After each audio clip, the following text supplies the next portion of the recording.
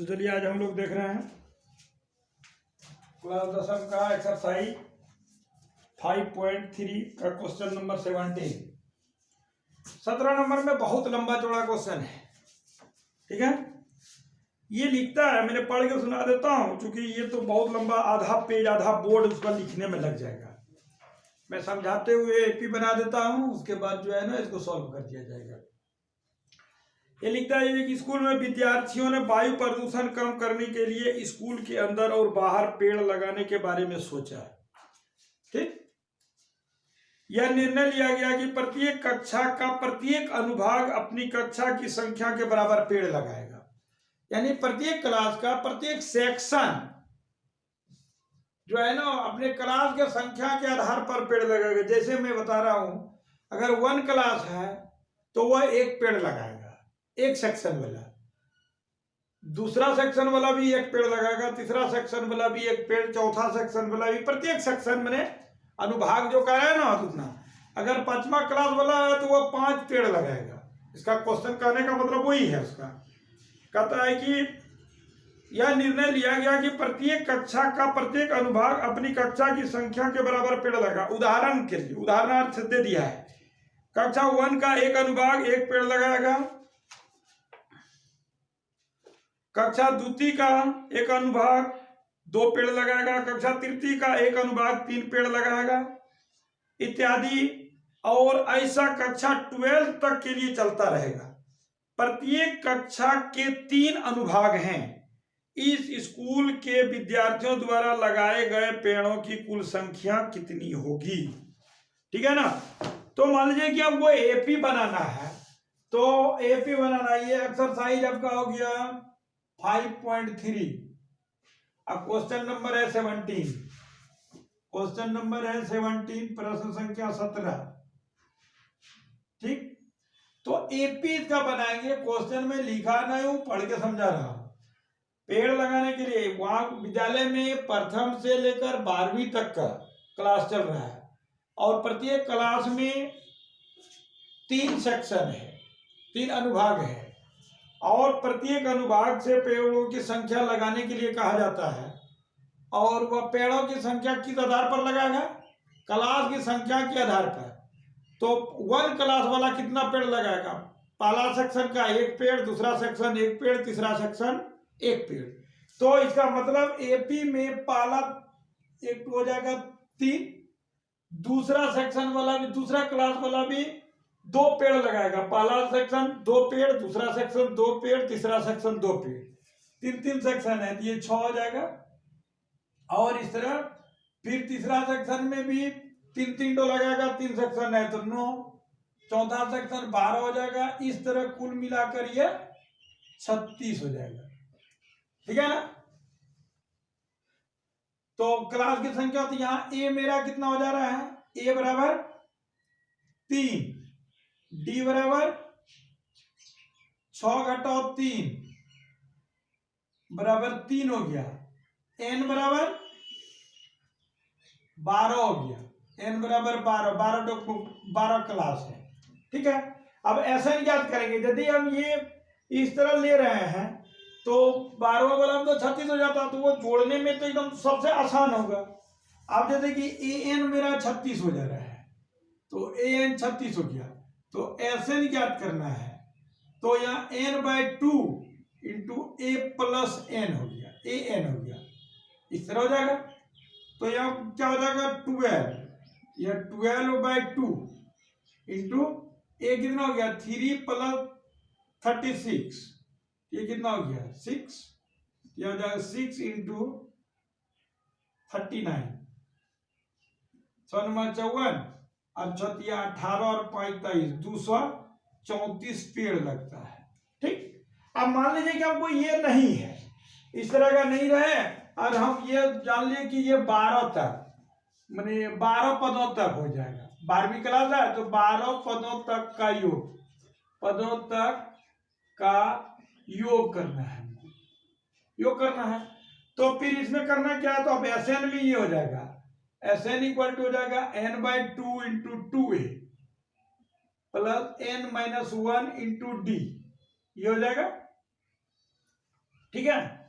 तो यहाँ पर S12 हो गया, तो 12/2 into 2 into 3 plus 12 minus 1 into 3, इतना हो जाएगा। तो यहाँ मेरा कितना हो गया, 2 6 12, तो 6 हो गया। यहाँ 6 प्लस 11 गुना 3, कितना हो गया, तो 6 गुना 6 जोड़ 33, ठीक। तो 6 गुना 39, घुमा फिरा के वही है 6 गुना 39, तो यह भी 234 होता है। आप जिस प्रकार से कर सकते हैं इसका, यानी पेड़ों की कुल संख्या 234 हो गया। तो यदि ये समझ पा रहे हैं तो इस पर चले आइए, छोटा सा वो बनेगा तुरंत। और फिर अब देखना है क्वेश्चन नंबर 18, वो थोड़ा सा लंबा जाएगा, लंबा जाएगा नहीं, वो भी लंबा किया हुआ है वही 18 में। चलो मैं फिगर बना के बता देता हूं खाली।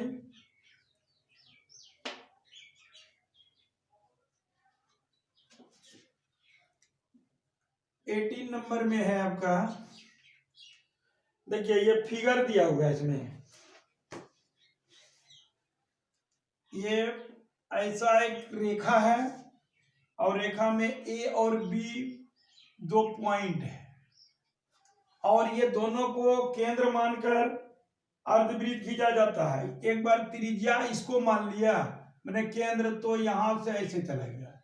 अब एक बार इसको त्रिज्या मान लेता है, ऐसे करके जा रहा है, ठीक है ना, ऐसे करके आगे कर दिया गया है।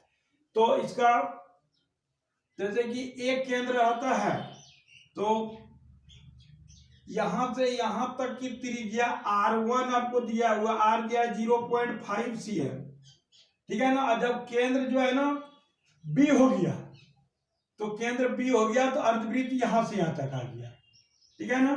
तो R2 आपका क्या हो जाएगा 1 cm, तो 2 तो ही लेंगे हम। और इस तरह कितना कम थी, कहता है केंद्र A से प्रारंभ करते हुए बारी बारी से केंद्रों A और B को लेते हुए त्रिज्याओं 0.5 cm, 1 cm, 1.5 cm, 2 cm वाले उत्तरोत्तर अर्धवृत्तों को खींचकर एक सर्पिल बनाया गया है, जैसा कि आकृति 5.4 में दर्शाया गया है। 13 क्रमागत अर्धवृत्तों से बने इस सर्पिल की कुल लंबाई क्या है। तो यहां पर हम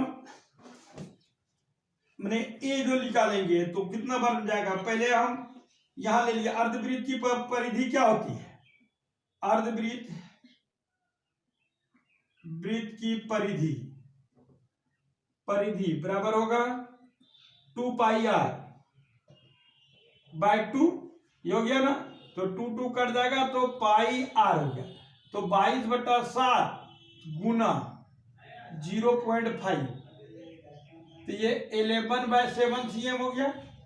और ये आप क्या हो गया, L, इसको L1 कहता है, इसको L2 कह रहा है, इसको L3 कह रहा है, तो L1 हो गया मेरा, जिसको कि A बोलेंगे। L2 यहां से यहां तक का कितना हो जाएगा, इसकी त्रिज्या हो जाएगा ये, तो L2 का हो जाएगा, फिर वही होगा पाई R2 कर लीजिए, ठीक है ना। तो 22/7 गुना 1 हो जाएगा, तो 22/7 cm।